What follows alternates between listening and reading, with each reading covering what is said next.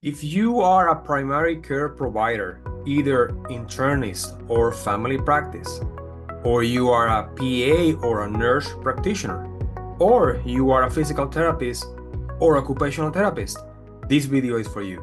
I want to divide this video in 3 sections. Section number 1 is the why.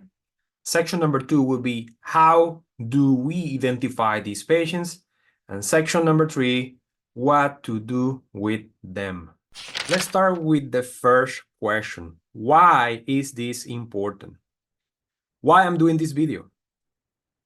I'm worried about the burden that these patients and family are accumulating when they do not receive the diagnosis and the appropriate treatment. Unfortunately, in 2024, we cannot refer a patient to a movement disorder clinic and pretend that a neurologist, fellowship training movement disorder will see this patient in 2 or 3 months. This is not going to happen. Let me give you an example. In our clinic, we have a movement disorder clinic. We are 3 neurologists, fellowship trained in movement disorder, and the waiting list for a new patient is approximately 12 months, 14 months, approximately. And if you think that referring a patient to the general neurology clinic will be faster, think again, because this is not true. Maybe a little bit earlier, a few months earlier, but still easily 6 to 8 months for them to see a new patient as well.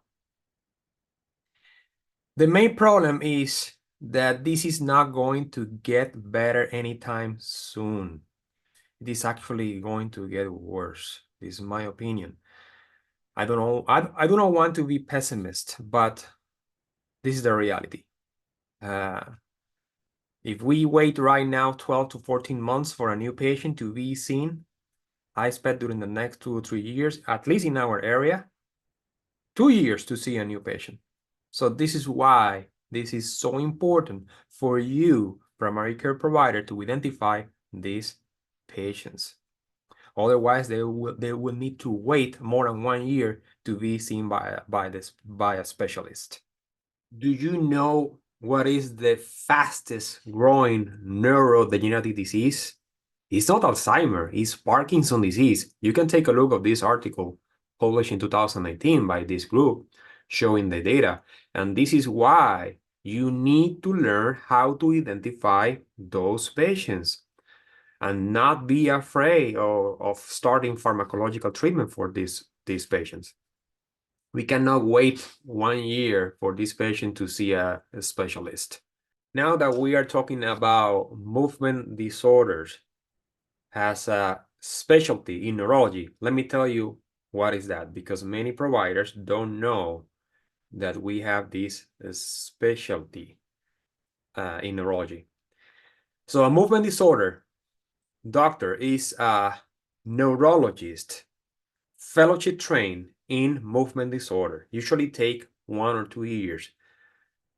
Everything depends on how much research do you do. So if you are interested in research, you do 2 years, otherwise it's 1 year.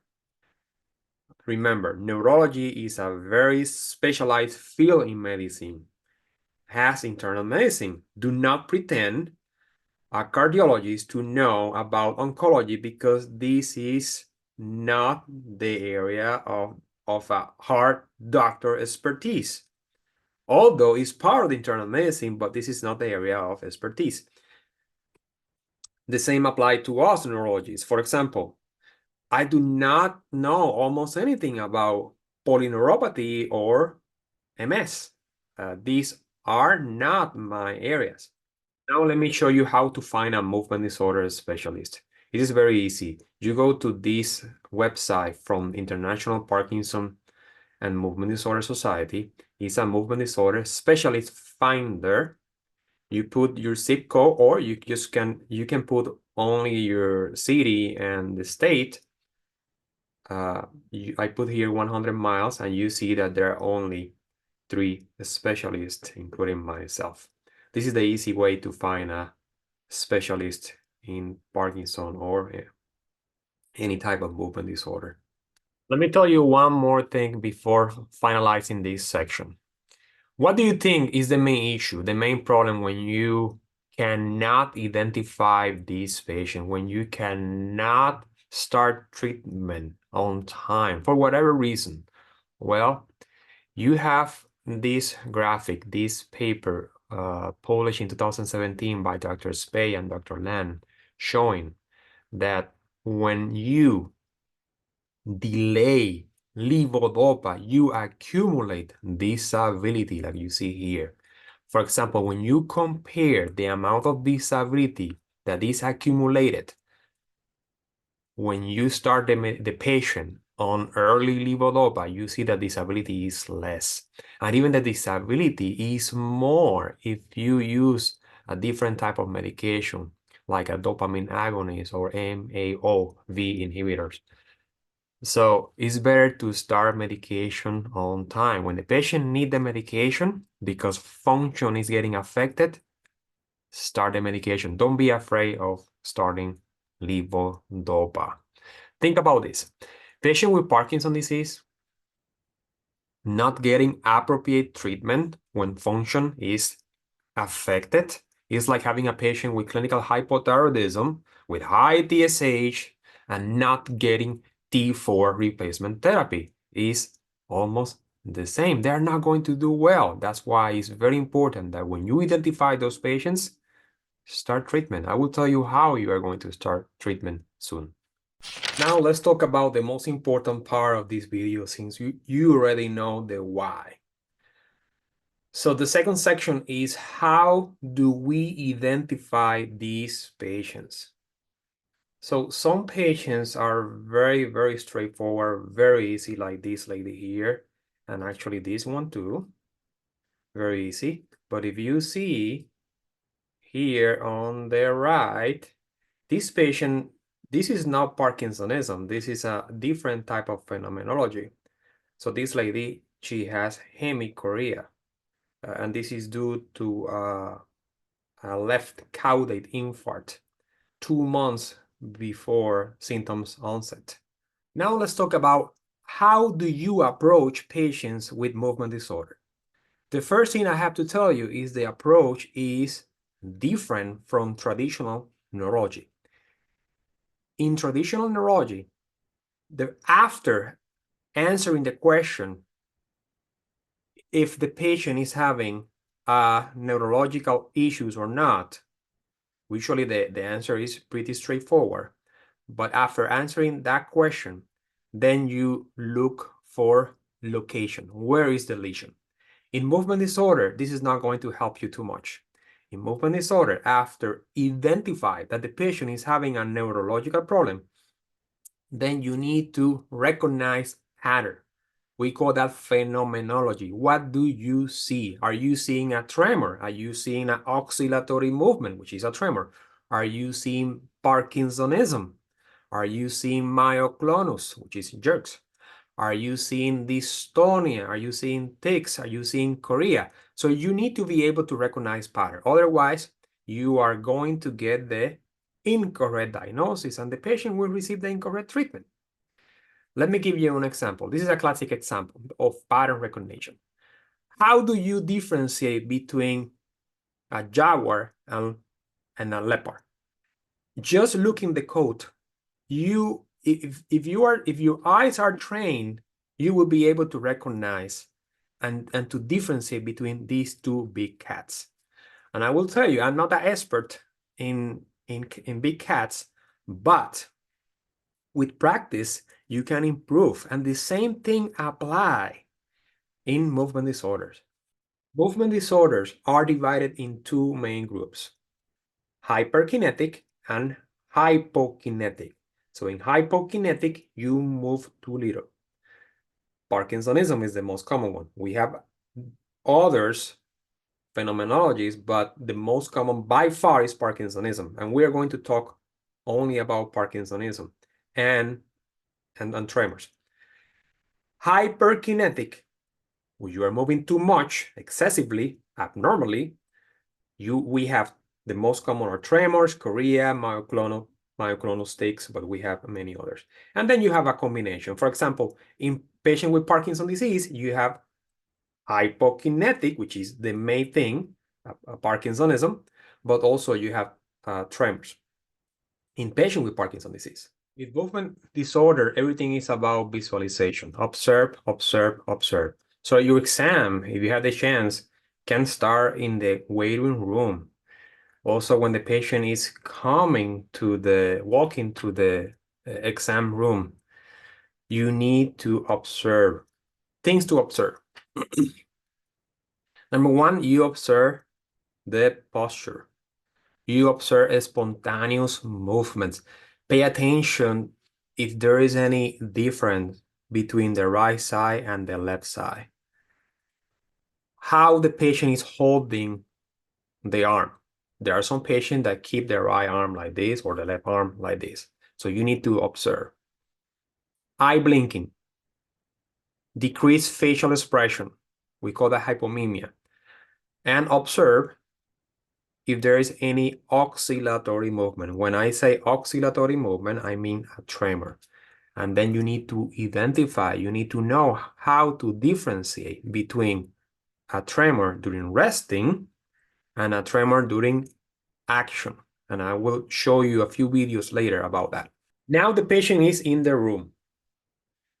You continue observing. And I will give you two advice. I typically don't use computers inside of the room, and I will tell you why. Number one, might be a little bit disrespectful for the patient. And number two, if you want to improve your patient satisfaction score, you can eliminate the computer from the room, patient room, and sit down. And you will see how your score will improve. Now, let's talk about the history. History, still in 2024, is extremely important, especially in movement disorder. These are the questions that you need to ask in any patient with Parkinsonism. Number one, decreased sense of smell, hyposmia in medical term. And this is not something transient, like when you have sinusitis. No, I'm talking about something permanent. This is not specific because you have this problem also in patients with Alzheimer, or when you have a head trauma, you can have decreased sense of smell. But in Parkinson's disease is extremely common. Approximately 80% of the patient, they have this issue. The second question is very important to ask is the patient acting out during sleep? So those patients, the majority of them, approximately 55%, 60%, depending which paper you read, they are acting out during during sleep. So they are punching, kicking, screaming, having vivid dreams, and usually these are not pleasant dreams. Because remember, in REM, you are supposed to be paralyzed. The only muscle that is active is the diaphragm, right? But in these patients, the system is not working well, so they are going to be acting out during sleep.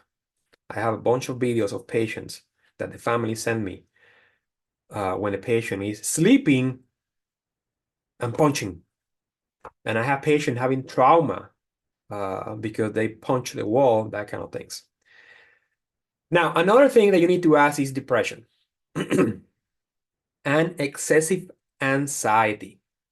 And this is not the depression that you have, the sadness that you have when your mom passed away or your dog passed away. No, it's something different. If, for example, a patient, 60 years old guy, very successful, out of the blue, without any reason, start having depression. So you don't start out of the blue at 65 years old with depression. Something is cooking. Usually is associated with a neurodegenerative disease. The same thing with severe anxiety. Anxiety is a normal phenomenon, very common in the general population, but more common in patients with Parkinson's disease, but to the extreme. Even having panic attack This is not the good anxiety that help you to perform well. I'm talking about the very bad anxiety out of the blue without any reason. The other question is cognitive impairment. And I'm not talking about memory, short-term memory. Remember, this is not Alzheimer. This is Parkinson's disease. I'm talking about other things, such as attention, concentration, slow thinking, and executive dysfunction. So multiple task activities, going to point A to point B, assemble things. So patient was able to assemble something and now take more time to do it. And sometimes they cannot even do that. Okay, this is executive dysfunction and visual spatial dysfunctions. Patients are getting lost in familiar environments. Constipation, another one, big deal. Overactive bladder, okay? Overactive bladder, especially at night, affecting the sleep. So if you wake up once, maybe twice, and you are 60, that could be normal. I think that's normal. But when you wake up 4 times, 5 times at night to pee, that's not normal. Apathy. Apathy means lack of motivation. Fatigue. And I'm not talking about the fatigue when you run a 5K and you feel very tired, or you are working 10 hours, 12 hours, 16 hours, and you feel tired, fatigue. No, I'm talking about constant fatigue, that you sleep 10 hours, 8 hours, and you wake up still fatigued. It's a pathological fatigue, very common in Parkinson's disease. Excessive daytime sleepiness is another one, big one too, okay? And can start from the beginning. So you don't need to have all of these things at the end or a moderate or advanced stage. You can have this from the beginning and even before starting having motor symptoms. The last thing is check the medication list. And this is extremely important that you check the medication list. Why is that? Because many times doctors, including myself, prescribe medication that block dopamine, D2 specifically. And if you block D2, there are many medications, but let me give you an example. Reglan is one of them. Reglan, very common prescribed, right? So if you block D2 in a susceptible patient for a prolonged period of time, you might cause Parkinsonism. So you might cause slow movement, stiffness, and resting tremor. So those patients, they will look the same as a patient with Parkinson's disease. So there's no way to differentiate between a patient with drug-induced Parkinsonism, I'm talking about clinically, drug-induced Parkinsonism, and a patient with idiopathic Parkinson's disease. Clinically, they look the same. The only way that you can differentiate is proceeding with a DAS scan. A DAS scan to evaluate presynaptic dopaminergic pathway deficiency, dysfunction. So that DAS scan. Now, very important. If you are going to order a DAS scan for that particular reason, which is clearly indicated, make sure that the patient is not taking a medication, and check the list because the list is pretty long. A medication that affect the visual interpretation of the DAS scan, because otherwise you are wasting money and resources because the test might be false positive. And then you don't know if the test is positive because the patient is taking Wellbutrin, bupropion, or because the patient really have Parkinson's disease. So that's a big problem. Now let's talk about motor symptoms. Directly or indirectly. The voice. The voice is very important to document because typically patients with Parkinson, they have a characteristic voice. It's a Parkinsonian type of voice. I cannot explain you specifically. You need to see patient with Parkinson constantly, and you will be able to detect the type of voice I'm talking about, but usually it's described as a monotonic and hypophonic dysarthria. So another thing that patients and family caregivers might tell you is slowness in the daily activities. For example, getting out of the car, getting out of bed is more difficult for the patients. Now, if they are usually in our clinic, we give patients to fill out a form, right? And so I pay attention to the handwriting. Very important, the handwriting. I always ask who did this, who wrote uh, the form. And if it's a patient, you can tell when you have at least moderate Parkinsonism, decrement of the letters of the sentence. I will show you a picture later what I'm talking about. So when you tell the patient to draw loops, you will see the decrement, which is characteristic for Parkinsonism. Now, drooling. Drooling is a very common phenomenon that happens in Parkinson. That might be because normally we don't think about swallowing. It's just patient, you, me, swallow, and we don't think about it. But patient with Parkinson, they kind of forget they don't have the reflex of swallowing. So they don't swallow, they forget to swallow, and plus the posture, then gravity pulling the saliva down. And this is when you see the drooling. Now, keep observing spontaneous movement. Tell the patient, can you give me the medication list? Usually patients with Parkinson, they have a medication list.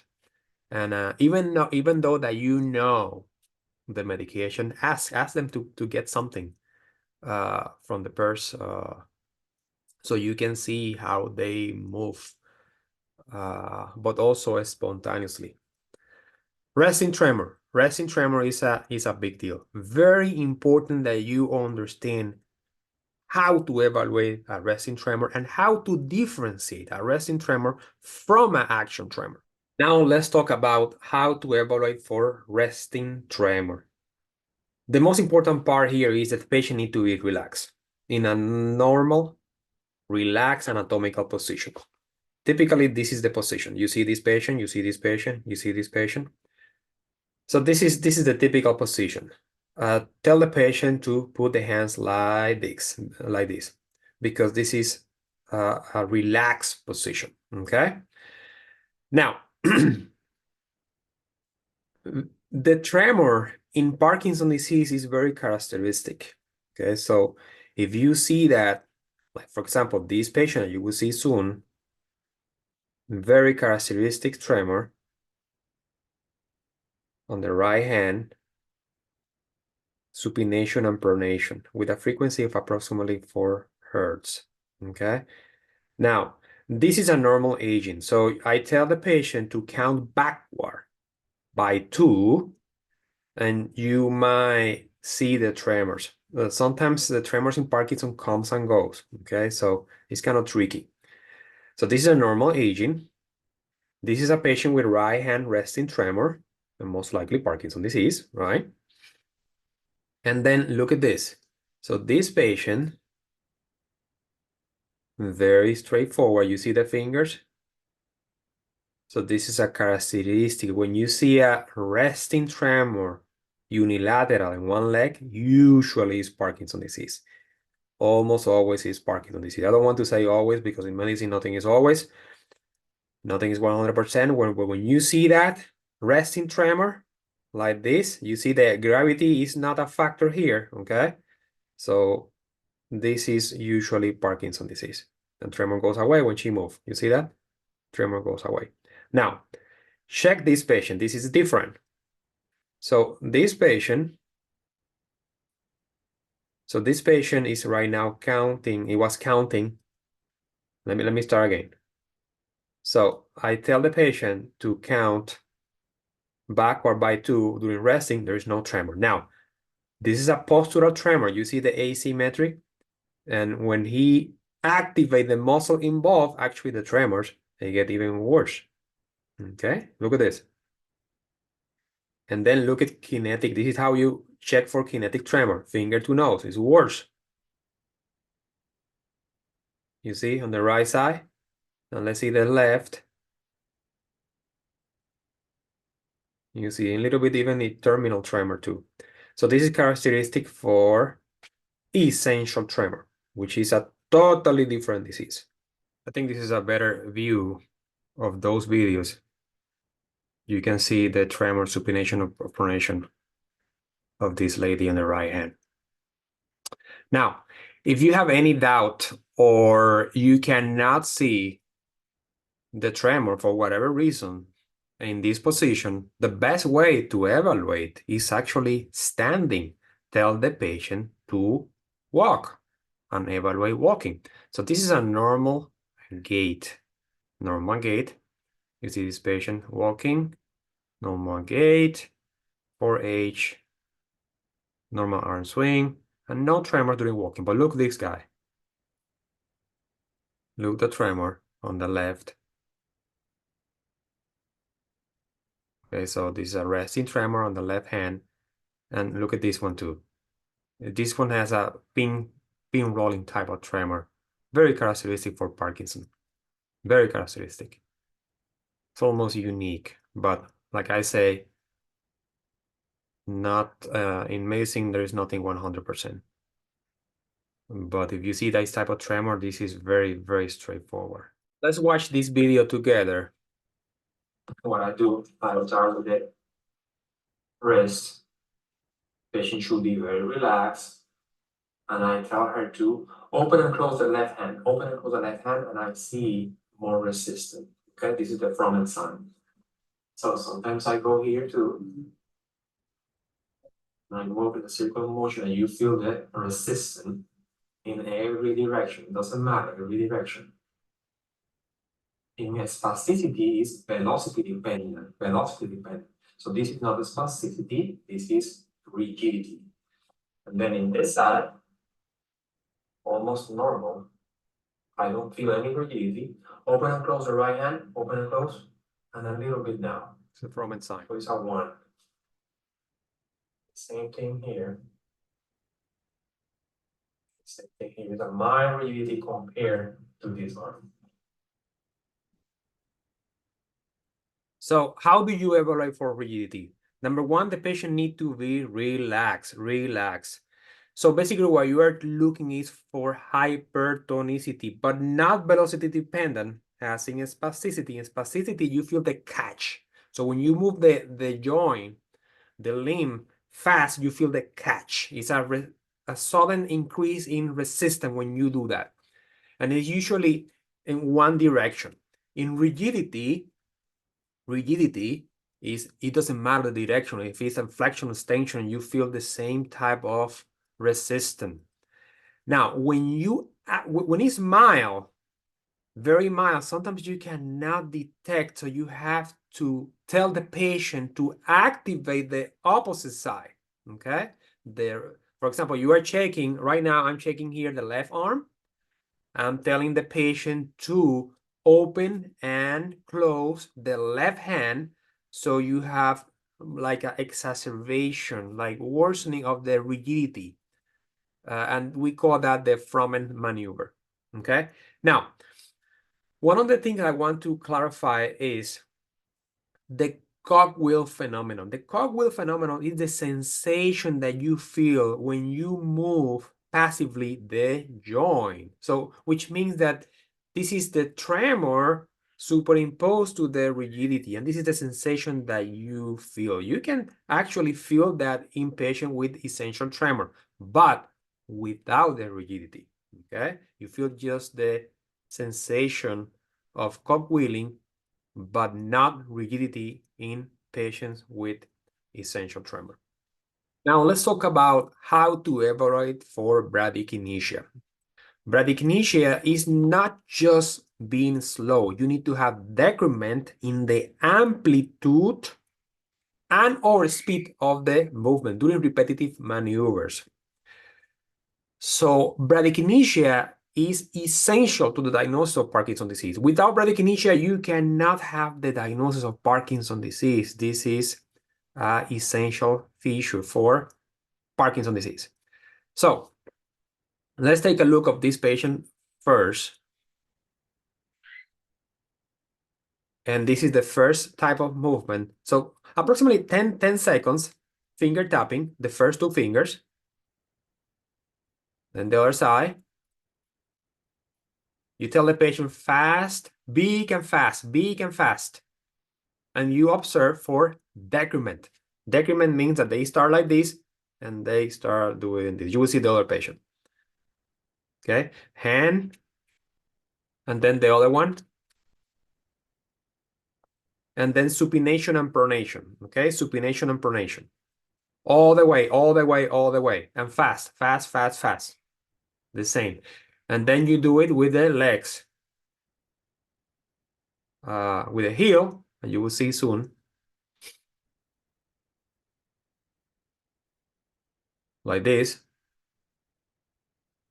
You see that. So very important to tell the patient, big and fast, big and fast. Okay? Now, let's take a look of this patient. Fast. You see the difference? Decrease amplitude. Okay. The other one? The left? Big and fast, big and fast. You look and see, it's worse on the left. Now, so full hand. With the right hand only. Let's see that right hand.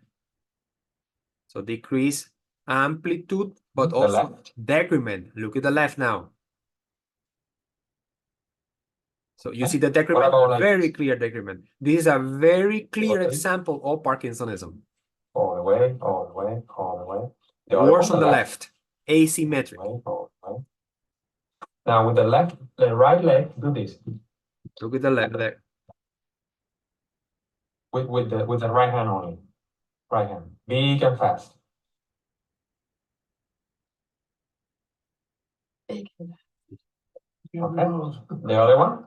Now, the left, big and fast, big and fast. If you have questions, and sometimes this is a classic example. There is no question here. This is a patient have primary Parkinsonism, and this one is a normal aging. Now, there's another thing. When patients, they have at least moderate Parkinsonism, you can evaluate the handwriting or even the loops. You see the loops here? So this is me doing the loops. I don't have Parkinson's disease. And this is a patient. Look at the small, and then it gets worse. So they're like a cone. You see that?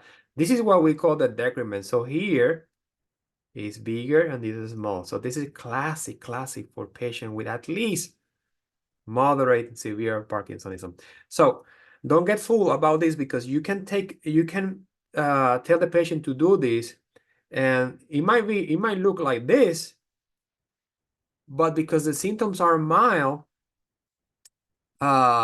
you are not going to see this. Okay, so in order to see these kind of loops, the patient need to have at least moderate Parkinsonism. Now that you know how to identify these patients, okay, now we need to learn what to do with them.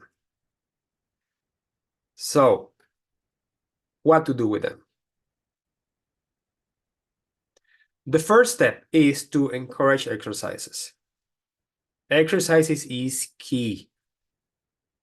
I don't know any patient currently doing really well without doing exercises.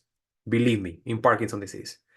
This is the most important treatment. If you don't do exercises, this is the time to start.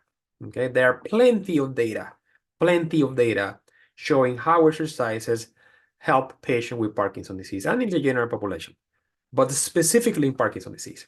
Also, read about mind diet. I have a video about mind diet. So, exercises, at least moderate intensity.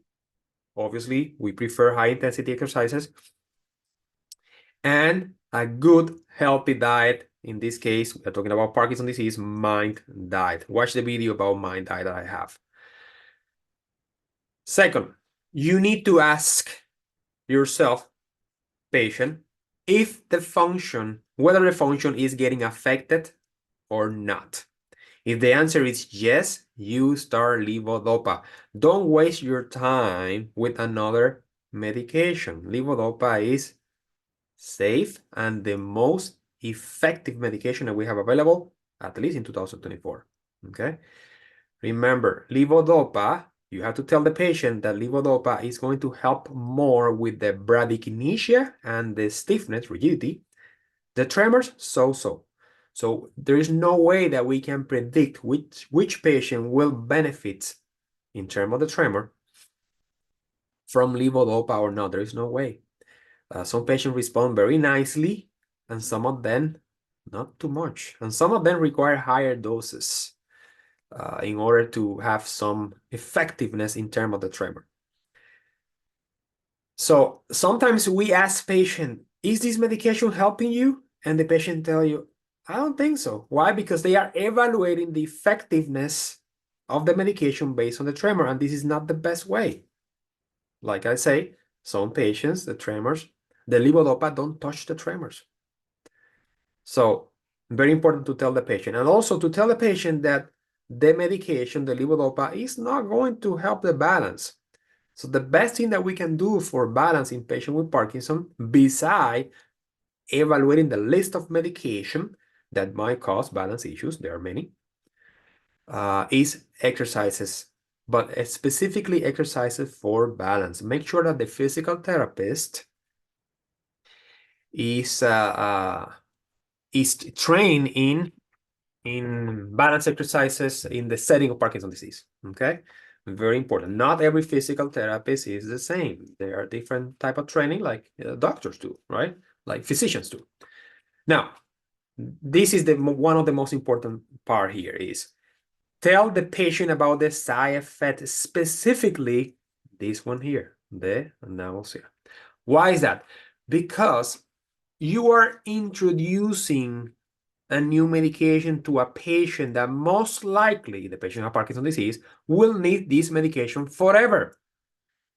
So you need to tell the patient that this medication, technically, approximately 20% of the patient will develop nausea, okay? Usually, this side effect goes away by itself, but sometimes, I will tell you, 10% of the patient, they cannot tolerate this medication.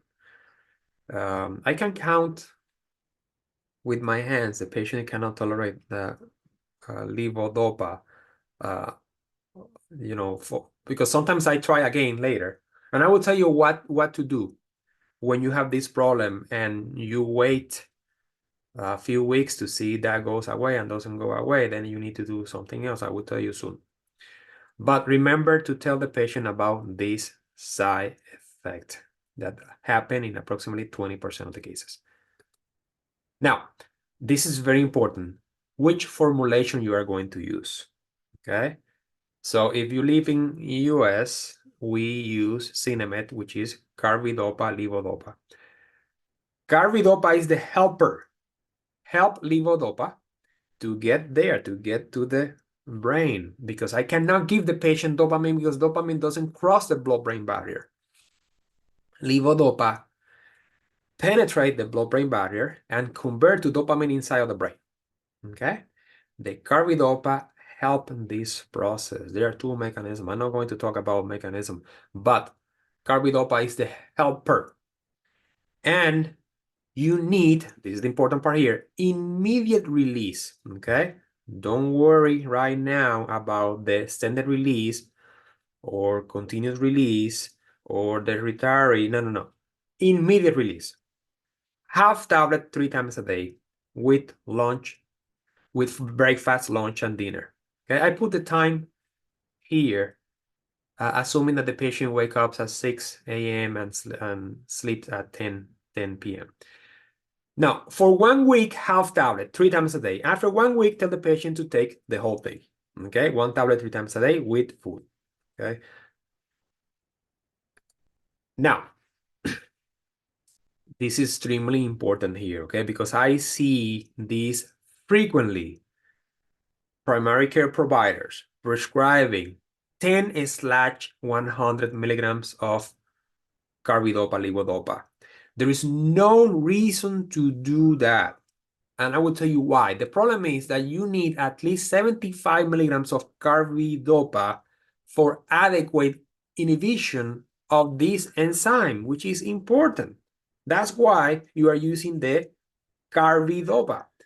But if you give the patient 10, 10, and 10, patient is not going to absorb well the levodopa, and the patient most likely might have more GI side effects. So there is no point to use 10/100. Don't use that, okay? There's no reason to use that.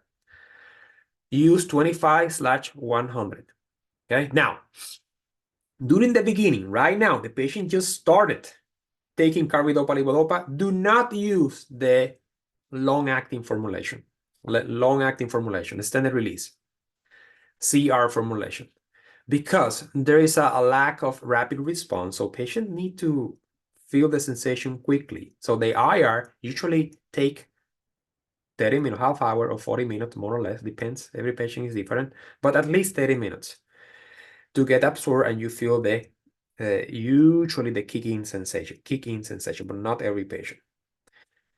And the problem with the CR formulation, like I say, is lack of rapid response, take about 2 hours, and the erratic absorption. Do not worry about protein interaction at this moment, okay? Don't worry about that. The most important thing right now is the patient to be able to tolerate the medication. That's the most important thing right now. Then you worry about the possible interaction with proteins, which is a question mark. What about if they call you back with side effects? Now, imagine that, I told you that 20% of the time you might receive a call from those patients telling you, I tried this week and still I cannot tolerate this medication. I feel sick. I feel nauseated. Number one, make sure that the patient is taking the medication with food, okay? Very important. If the patient, usually they are taking the medication with food, tell them to decrease the doses 50%, 25%, or you can give an extra carbidopa, okay? Extra carbidopa. Now, good luck with the medical insurance because usually it's very expensive, okay? But there are some lucky patients that have good insurance and it might cover. Now, another typical side effect that you might have is that these are usually a peak dose side effects. Sleepiness is another one. Feeling sleepy like 1 hour or 45 minutes, 30 minutes after the pill. So usually goes away by itself, but not always. Not always. There are some patients that are very sensitive to that. And especially they have cognitive issues for whatever reason that I don't understand, but they become very sleepy when they take the pill, the carbidopa, levodopa. So what you have to do is just to decrease the doses, 25, 50% more or less, to see that help, and then you can increase later on, okay? Now, still this is not working. What do you do next? Patients still call you back next week. Doctor, I still feel nauseated. The family call you back telling you this is not working. I feel sick. Then is when you use the extended release formulation and the CR formulation to see what happened. You can try that. Or better to use Ritari. Ritari is the fancy carbidopa levodopa. I tell the patient it's like driving a Ferrari because you still go from point A to point B, but in a fancy way. It's a combination of long-acting, but real long-acting, 2/3, and a short-acting 1/3 in a fancy capsule. Okay, so remember, if you are going to tell the patient to start this type of formulation, again, the lowest dose possible, always the lowest dose possible. And this time, because the patient already have experience of feeling sick, start with 1 pill, always 1 pill, the lowest dose, twice daily. And instead of going up after the first week, no, wait 2 weeks this time, and then increase to 1 pill, the lowest dose, 3 times a day, TID with food. Okay, very important. Then what? Well, many times you think, should I order an MRI of the brain? Well, the answer typically is no.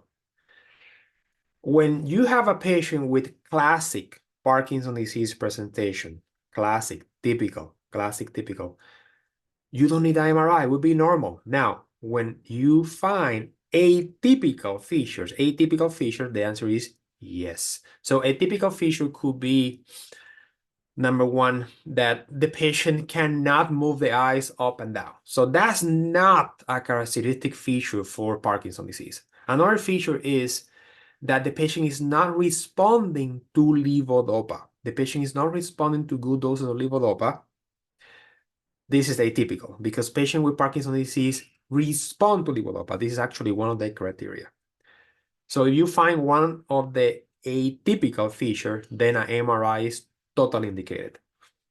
The other thing, the other question is, some patients actually ask this, is there any blood test that we can perform? There is no blood test for Parkinson's disease. Parkinson's disease still in 2024 is a clinical diagnosis. You don't need any blood test.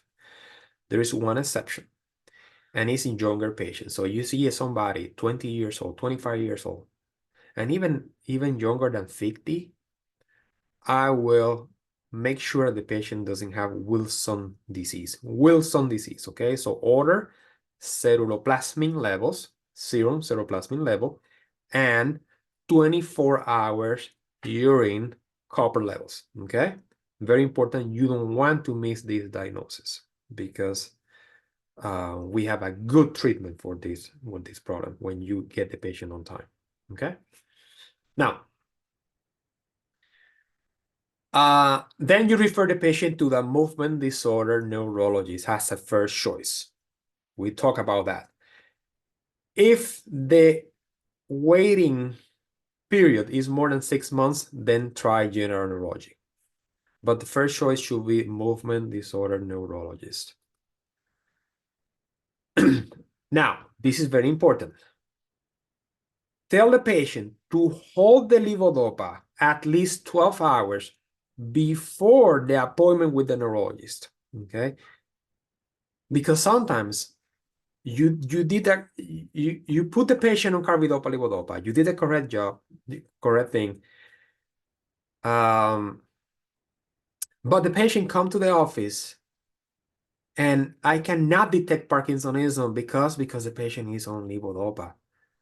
So it's hard for me. Sometimes it's very difficult to detect the bradykinesia and even the rigidity because the patient is on levodopa. And I have to tell the patient, well, looks like, yes, you have Parkinsonism based on history, but I cannot detect bradykinesia today, so I cannot make the diagnosis today.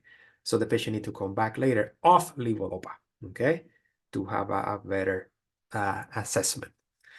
So very important to tell the patient, there is nothing bad about that. Just tell the patient to hold the levodopa 12 hours, at least 12 hours before the appointment with the neurologist. Now, before the patient leaves the room, and if you are going to learn something about this video, this is the most important part, okay? Because this is gonna affect patients if you don't do this. Get emotional support to the patient, okay? The worst thing that you can do as a doctor, and believe me, I have seen this many times, is to tell the patient, you have Parkinson's disease, or I believe you have Parkinson's disease. Take this medication. I see you in 6 months. Bye. You would destroy this patient, okay? I see this all the time. Don't do that. Don't do that. So this is my approach. This is my approach. So this is the typical speech I tell the patients when they come and I detect Parkinsonism, and most likely it's Parkinson's disease. So this is what I say. I believe you have Parkinson's disease based on what I found, which is a slow movement with decrement, stiffness, and resting tremor. Time will let us know if this is really Parkinson's disease or not, because not everything that looks slow and have decrement, Parkinsonism is Parkinson's disease. Usually it's Parkinson's disease, approximately 70% of the time. But what about the rest? There are many other conditions that will give you Parkinsonism. So we need to see how you respond to levodopa. Okay, patients with Parkinson's disease tend to respond very well to levodopa in addition to having a good exercise program. Okay, this is the most important part here. This is not a death sentence. Very important that you say that. This is not a death sentence. It is like having another chronic disease, like having diabetes. Okay, we need to start seeing Parkinson's disease as a chronic disease. Okay, this is not a brain tumor. So this is not stage 4 colon cancer. No. This is Parkinson's disease. And patient actually can have a relatively normal life with Parkinson's disease if patient take care of themselves. But patient need to start taking care of themselves right now. And I always tell the patient that they are not alone. Okay, I will be with them during this journey. And believe me, that helped a lot. They will feel depressed anyway, because a doctor is telling this patient that they have Parkinson's disease. This is not easy. You know, the patient sometimes expect you to tell, oh, I think you have essential tremor, because they see essential tremor like more benign thing, which is true. But it's Parkinson's disease. So they are going to feel depressed. They are going to have adjustment disorder, but you know, they will move forward. They will get better. They will get better mentally. Another thing is to make a follow-up appointment. I would say 3 months if it's possible. 3 months if it's possible is the way to go. This is all what I have for you guys. Thank you very much. See you soon.